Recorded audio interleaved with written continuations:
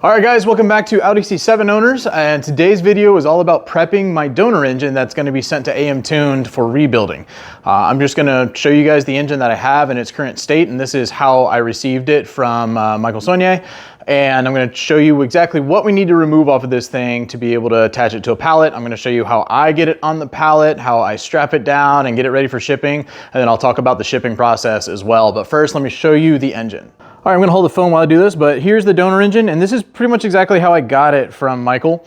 Obviously, valve covers are off of it already. We've already got the PCV out. We've already got the intake manifolds out. And if you're this deep into a build, then those are all probably things you know how to do. Also, you're gonna notice pretty much everything on the front of the engine is already off. Crank pulley is off, your air pump is already off. So you've got all those things gone, the crossover pipe, and I'll just say, while this won't be a full teardown DIY, when I get my engine out of the car, we are going to do a full teardown and hopefully get to the root cause of what my failure was. We think it's piston rings, but we're going to try and verify that. So if you're looking for a full teardown DIY, you're going to have to wait for that one. But for now, we're just going to go back into this. So in order to send this to AM Tuned, all of the accessories have to be off of the engine. So once I get it on a pallet and ready to strap down, I'm probably going to remove the supercharger studs. I'm going to verify that he wants those off or not, but the injectors all have to come out. The dividers here and the intake manifold need to come out.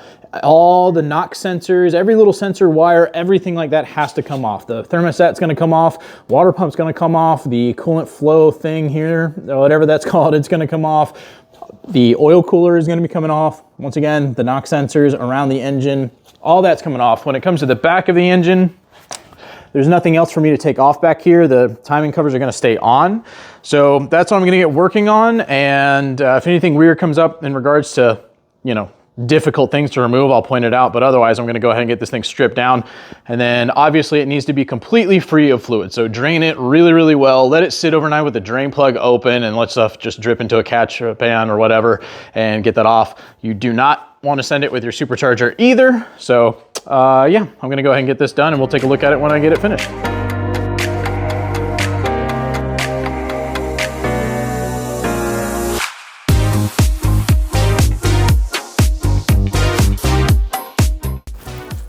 All right, our first little hiccup and breaking this down, I'm just gonna call this the crankshaft cover, whatever this is called, this plate here.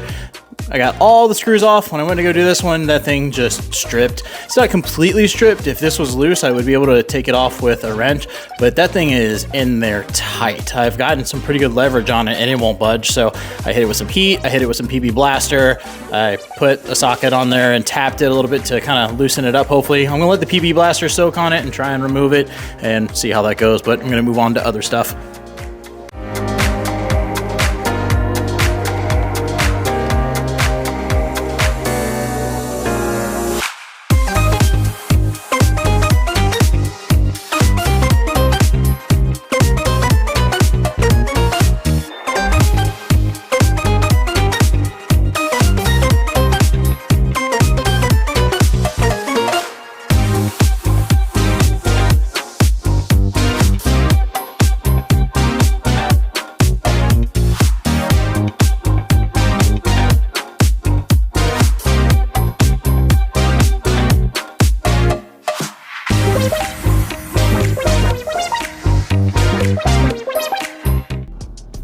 All right, so finally got this bolt loose here. Remember, this was the one that was stuck, pretty seized on there, pretty bad. You can see there's a decent amount of like oil buildup over here.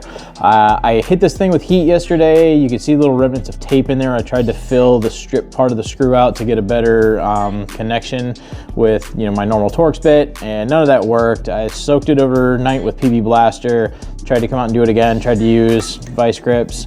None of that worked. So before I went crazy, I reached out to Alex. I said, hey, before I do anything that would potentially cause problems for you getting the engine, you know, is there any other thing you want me to try, or do you want me to just send it to you? And he was like, nope, just hammer a 12 point in there. So I got a triple square and I hammered it in there, put just slow pressure with my wrench, and it came loose. So I'm gonna pull this off. Before I pull this actual cover off though, I'm gonna wait till I suspend the engine and get a drain pan underneath it, because I'm assuming when that comes off, there'll likely be some oil back there. But I don't want to make a mess on my floor right now. So gonna continue tearing down the rest of the engine, and then we'll get this thing suspended, get the oil out, get the oil cooler off, which is over there in the bottom corner. You can see right now. And yeah, keep going. A little bit of a pro tip for you guys while you do this. You really want to stay organized, especially with all this stuff you have to put back onto the car. So stay as organized as possible, and I'll show you the way I'm doing it. So everything that's coming off the engine, which I've gotten the injectors out, I threw those away because they were absolute trash, but you've got, you know, your intake manifold, splits, whatever those metal pieces are, I can't think of off the top of my head, but I got those out. I've got the knock sensors out, but in any case, go get yourself a cheap bag of Ziplocs, or I'm sorry, a cheap box of Ziploc bags. I got sandwich size, I got gallon size, and use those to label everything. So you can see here my upper knock sensors for bank 1 and bank 2. I have them each in a bag, so I know exactly where they go. And I'm gonna do this for stuff that I just plan on replacing. I might replace all these knock sensors, but I'm still labeling everything. That way I know what I might have to replace and I know where it goes. You can see in this box over here, I've got the coolant flow flange thing here in a bag. I've got my water pump in a bag with the bolts associated with it. Same thing with the thermostat, which I'm not even gonna use this thermostat because I got the German Performance Solutions replacement one, but still, I've got it in a bag so I know what bolts go with it and where it goes. And so this is gonna help me stay really organized in terms of pulling stuff off the engine and figuring out where it goes back in 8 to 10 weeks. All right, so how do we ship an engine? That's what we're gonna cover right now. I've got my pallet that I'm gonna be using to ship the engine. I picked this up from a local store. One of my friends actually let me go grab one from their store. So shout out to my friend for letting me do that.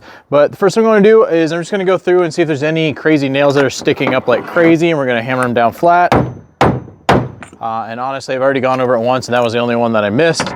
And the first thing we're gonna do is get a piece of plywood. And the easiest way to do this is measure out your pallet before you go to the hardware store so that you know what size plywood you need. My pallet is 48 inches by 40, which made it really easy. I just grabbed the smallest 4-foot wide piece of plywood that I could find, which was unfortunately 4x8, but I had Home Depot, the guy there, cut it for me. It was 40 inches long, so I just said I needed a 40-inch length cut, brought it home, so it fits about perfectly. First thing we want to do is screw in the plywood to the pallet. Now, I'm not going to screw in on the corners over the actual braces because I need to keep space for my tie-down anchors, which are these guys right here. We're going to be screwing those in here because that's what we're going to use to ratchet strap the engine to the pallet once it's all said and done on there. But for now, I'm just going to go ahead and put some screws in here to add the plywood to the pallet. This will just help distribute the weight of the engine through the pallet and give it a little bit more strength. So I'm going to go ahead and knock that out.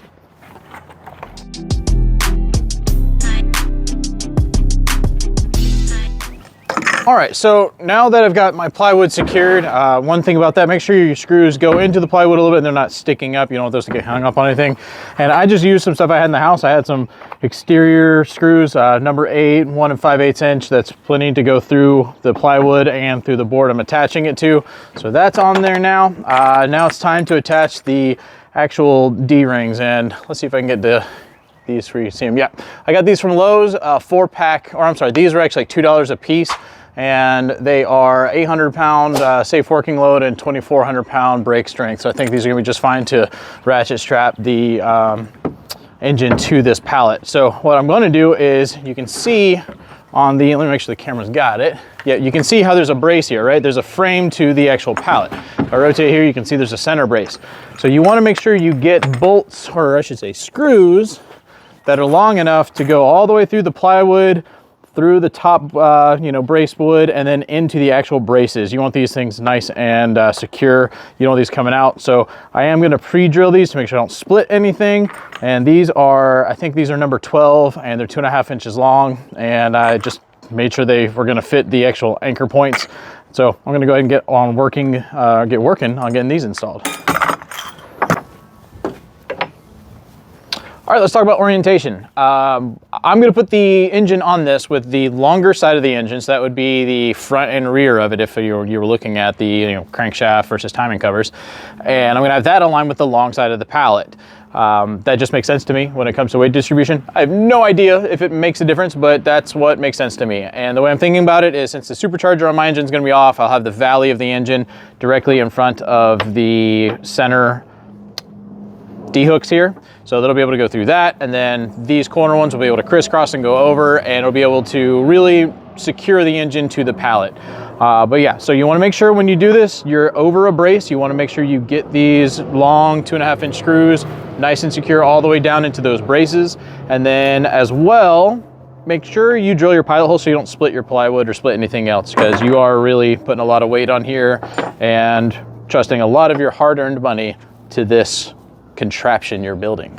So I'm gonna go ahead and get into marking the pilot holes. Once I get that done, I'm gonna drill them out, and I'm gonna go ahead and install all the anchors, and then the pallet here should be completely prepped to have the engine put on it and secured.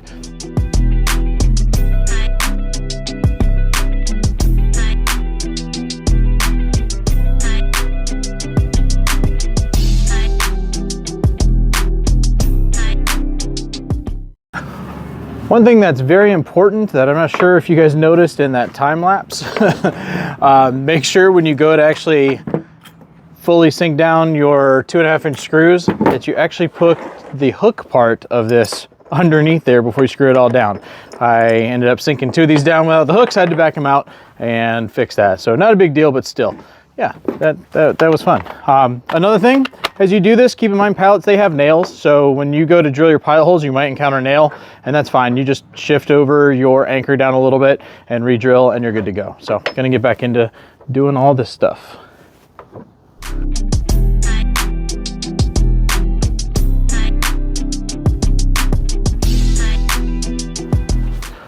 Okay, so we have all of our tie down anchors mounted securely. They are really nice and tight into the pallet. Go through again with a hand tool or something, just make sure all the 2.5-inch bolts there are fully seated into the pallet and the plywood. Now it's time to put your engine onto the pallet once you're ready to do that. And when you get that done, we'll talk about stretch wrapping it and using ratchet straps to tie it down and make sure it's nice and secured and ready for whoever's gonna come pick up your engine to get it on their truck. Okay, so we've got almost every accessory off the engine that we need to remove. There's only a couple parts left to remove, and those are unfortunately underneath the supercharger right now, which is what I'm using to actually connect the engine to the engine hoist to suspend it. Unfortunately, my engine hoist here, that pump, the jack there, is not allowing me to bring it up anymore. I've tried to bleed it and add new fluid, and it's just not working. So I'm just working with what I got.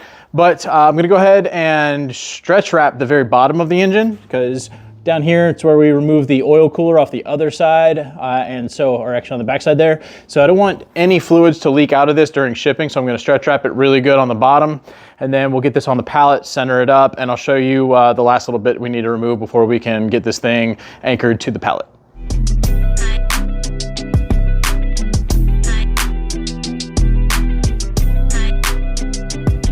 For anyone curious, I'm going to be using this roll of stretch wrap that I got from Lowe's for like 16 bucks. It's got 1,000 foot and it's 20 inches wide, so this should do the trick pretty well.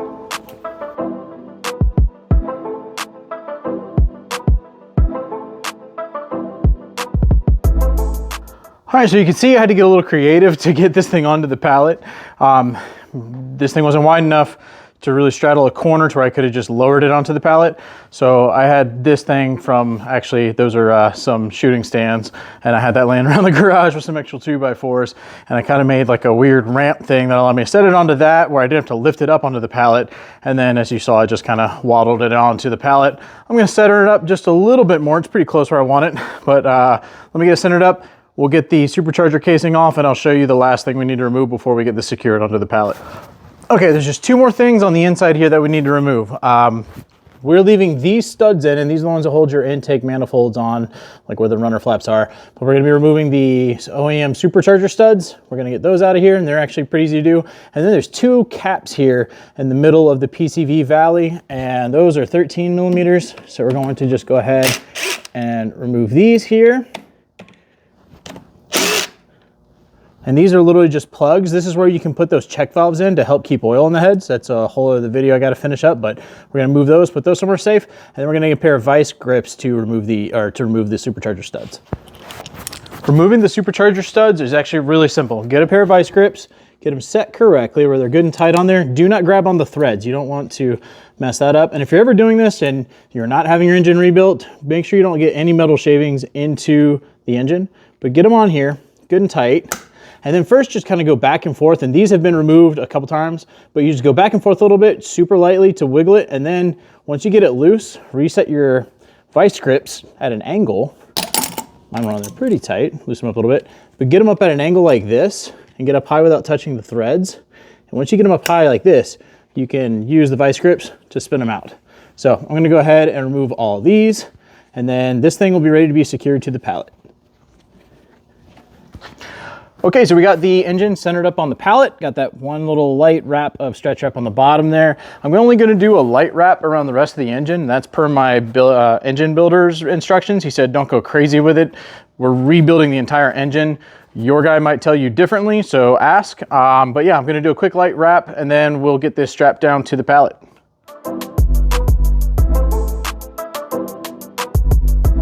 I went ahead and put the first ratchet strap on there. I went through the center of the valley, and the reason for that is because I had this stretch wrap over the top, and if I would have gone with my diagonals first, I wouldn't have been able to compress down over the valley and get it to the ratchet strap was actually pushing onto the engine. So I went ahead and did that one, and you can see these manifold studs poke through, stud back there poke through, and that's, you know, that's no big deal. That can all come right through it. Hopefully, anything, don't think, no, that's on there tight. But in any case, that's got that compressed down. Now I can do my diagonals. And once I'm done with my diagonals, we'll rewrap this whole thing one more time and it'll be ready to go.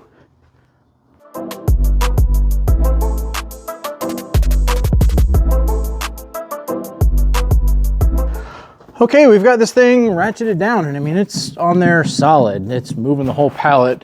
It's not moving around at all. I'm gonna clean up all the straps, of course, and get them tucked away, and then we will wrap up this entire thing. Now, one thing you might do, and my engine builder even mentioned it, is you can drill in 2x4s around the base of the engine if you're worried about it sliding any more than it already is, but honestly, I think my engine's good to go. All right, one last thing that we are gonna do for a little bit of added safety is we're gonna take some zip ties and we're gonna zip tie the open hooks to the D-ring so that if this thing's on a forklift and bounces around, they won't have any chance to fall off or pop off the D-ring. So I'm gonna go ahead and get this done on all of them. And then your builder might want you to saran wrap the entire thing to the pallet. Mine does not. So I'm gonna leave it just like this and I'm gonna get it going. But otherwise, make sure if you do wrap it, you leave holes here for the forklifts to get into the pallet. So here's the final product of what's gonna be shipping out the door for me. I got the engine attached. The engine itself is wrapped. I've got it ratchet strapped to the pallet. I'm not wrapping the entire thing because Alex from AM Tune said it's not necessary. Your engine builder or your shipping company even might request that the whole thing be wrapped, so just be prepared for that. I'm gonna use GoShip.com as was suggested by Alex from AM Tune to get this thing a date to be picked up and sent down to them. But yeah, if you guys have any questions about this whole process of getting the motor ready or getting it attached to the pallet, just let me know in the comments below. And I can't wait to update you guys with the process of this engine getting rebuilt. See you in the next video.